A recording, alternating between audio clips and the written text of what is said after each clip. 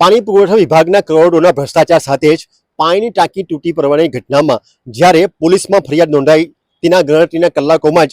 સુરત ગ્રામ્ય પોલીસે જવાબદાર 6 આરોપીને અટક કરી છે। ત્યારે જ સુરત ગ્રામ્ય પોલીસ સદર ઘટનામાં ગંભીર બની તલસ્પરી વધુ તપાસ હાથ ધરી હોય ત્યારે જ આખી ઘટના બાબતે સુરત ગ્રામ્ય પોલીસ અધિક્ષકે વિગતવાર માહિતી આપી હતી। વૈષ્ણવજન તો તેને કહીએ જે પીડ પરાઈ જાનાને રે। નમસ્કાર, નવજીવન ન્યૂઝ સાથે સુરતથી હું છું દિલીપ ચાવડા અને મહત્વના સમાચારો સામે આવી રહ્યા છે કે સુરત જિલ્લાના માંડવી તાલુકાના તરગેશ્વર ખાતે પાણીની ટાંકી તૂટી પડવાના ચોંકાવનારી ઘટનામાં જ પાણી પુરવઠા ખાતાના કરોડોનું ભ્રષ્ટાચાર બહાર આવ્યું છે। ત્યારે જ સમગ્ર ઘટનામાં ખુદ સરકારી અધિકારીએ જવાબદારો વિરુદ્ધ માંડવી પોલીસમાં ફરિયાદ નોંધાવતા જ પોલીસે ફરિયાદ નોંધવાની ગણતરીના કલાકોમાં જ જવાબદાર 3 સરકારી અધિકારી સાથે જ કામ કરનાર એજન્સીના 3 માણસોની એમ મળીને કુલ 6 ની અટક કરી છે। જ્યારે પાણીની ટાંકી તૂટી પડવાની ઘટનામાં જ કોંગ્રેસે સત્તાધારી પક્ષ પર ગંભીર આક્ષેપો કરવા સાથે જ ઘટનામાં ભાજપ અને ભાજપના સત્તાધારી પક્ષના સ્થાનિક રાજકીય આગેવાનો જવાબદાર હોવાનું કહ્યું છે। ત્યારે જ પાણીની ટાંકી તૂટી પડવાની અને કરોડો રૂપિયાના ભ્રષ્ટાચારની ઘટનામાં આજ રોજ સીએમએ પણ ગંભીર નોંધ લઈ અને તપાસના હુકમ કરવાની સાથે જ ગાંધીનગરથી ખાસ તપાસ સમિતિ તરગેશ્વર ખાતે પહોંચીને ઘટના સ્થળે આવી ટાંકીના વિવિધ પ્રકારના સેમ્પલો લેવા સાથે જ ઘટના બની તેના માટે જવાબદાર કોણ છે અને ઘટના કયા કારણોસર અને કઈ રીતના બની તેની વિગતવાર તપાસ હાથ ધરી છે। જ્યારે ઘટના સ્થળે પહોંચેલી તપાસ સમિતિએ વિવિધ પ્રકારના સેમ્પલો લીધા હોય અને વધુ તપાસ અર્થે લેબમાં મોકલ્યા હોય ત્યારે આવનારા દિવસોમાં જ ટાંકી તૂટવાની ગંભીર પ્રકારની ઘટનામાં પણ અનેક ચોંકાવનારી માહિતી બહાર આવે એમ છે। માંડવી પોલીસ સ્ટેશનના તડકેશ્વર ગામે 19 તારીખે બનાવ બનેલો, જેની અંદર જે પાણી પુરવઠા બોર્ડની 9 લાખ લીટરની ક્ષમતા ધરાવતી ટાંકી જે હતી એ નવનિર્મિત ટાંકી હતી અને એનું ઓપનિંગ થયા પહેલા એ ટાંકી ટેસ્ટિંગ દરમિયાન જ તૂટી પડેલી। આ બાબતની ગંભીરતાથી લઈ અને જે ગુજરાત પાણી પુરવઠા બોર્ડ છે એમના અધિક્ષક ઇજનેરે ગઈકાલે રાત્રે માંડવી પોલીસ સ્ટેશન ખાતે ફરિયાદ નોંધાવેલ છે અને અધિક્ષક ઇજનેરની જે ફરિયાદ છે એ ફરિયાદના કન્ટેન્ટ મુજબ ભારતીય ન્યાય સંહિતાની કલમ 316(5), 318(4), 125(a) અને 54 આ કલમો મુજબ ગંભીર ગુનો નોંધાયેલો છે અને આ ગુનાની ગંભીરતાને ધ્યાને રાખી અને તાત્કાલિક અમે અલગ અલગ ટીમો બનાવી અને આ ગુનાની અંદર જે અલગ અલગ આરોપીઓ છે એ તમામને પકડવા માટે ટીમો સક્રિય કરેલી। જે ફરિયાદ છે એ ફરિયાદની હકીકત મુજબ જે ટેન્ડર જે કંપનીને લાગેલું હતું, જે કંપની ટેન્ડરમાં પસંદગી થયેલી એ કંપની જે છે એ Jayanti super contractors private limited Mehsana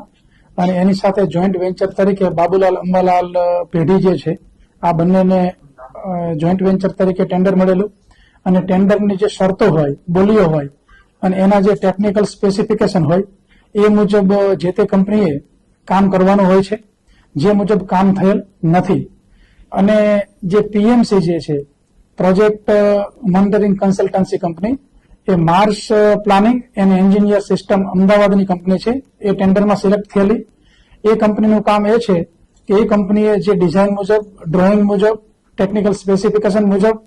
અને જે માલ સામાનની ગુણવત્તા જે ટેન્ડરમાં નિયત થયેલી હોય એ ગુણવત્તા મુજબનો માલ સામાન વપરાયેલ છે કે કેમ એનું સમયાંતરે સાઇટ ઉપર જઈ ચેકિંગ કરી અને એને પ્રમાણિત કરવાનું હોય છે અને એ પાણી પુરવઠા વિભાગને આપવાનું હોય છે, જે મુજબનું એક કંપનીએ કામગીરી કરેલ નથી। અને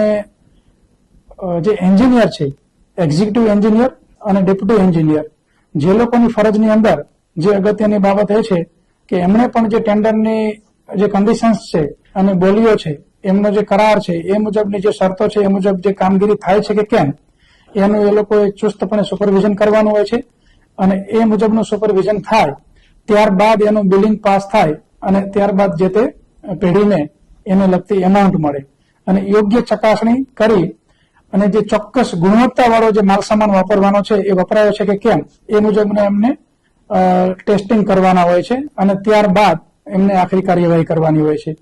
તો આ પ્રકારની જે બેદરકારી, નિષ્કાળજી, સરકાર સાથેનો ગુનાહિત વિશ્વાસઘાત, છેતરપિંડી આ તમામ પ્રકારની જે બાબતો છે એવા ગુનાહિત કૃત્ય કરેલ છે અને આ ગુનો દાખલ કરવામાં આવ્યો છે. આ ગુનો જે દાખલ કર્યો એની અંદર જે આરોપીઓ અમે પકડ્યા છે એમાં જયંતિ સુપર કન્સ્ટ્રક્શન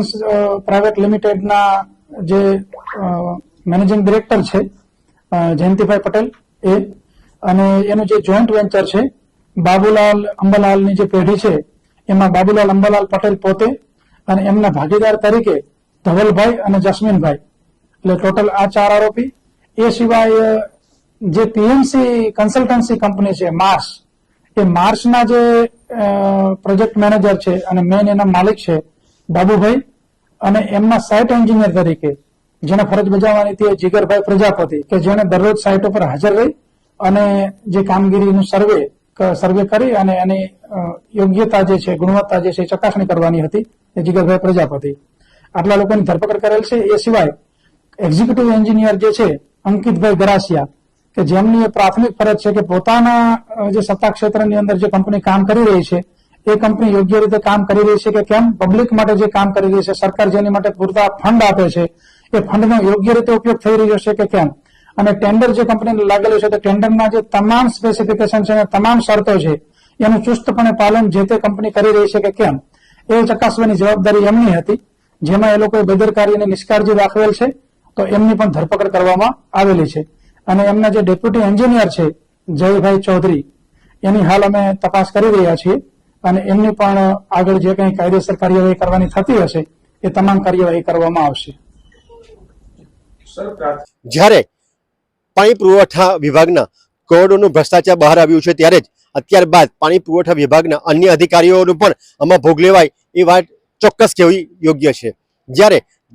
સુરત ગ્રામ્યના માંડવી તાલુકાના તરગેશ્વર ખાતેની આ ઘટનાએ રાજકીય રંગ પકડ્યો છે ત્યારે જ અત્યાર બાદ આ ઘટનામાં વધુ તપાસ થતા ચોંકાવનારી માહિતી બહાર આવે એમ છે. ત્યારે જ તરગેશ્વરની ટાંકી તૂટવાની ગંભીર ઘટના બાબતે વધુ અપડેટ મેળવવા માટે નવજીવન ન્યૂઝ સાથે જોડાયેલા રહો.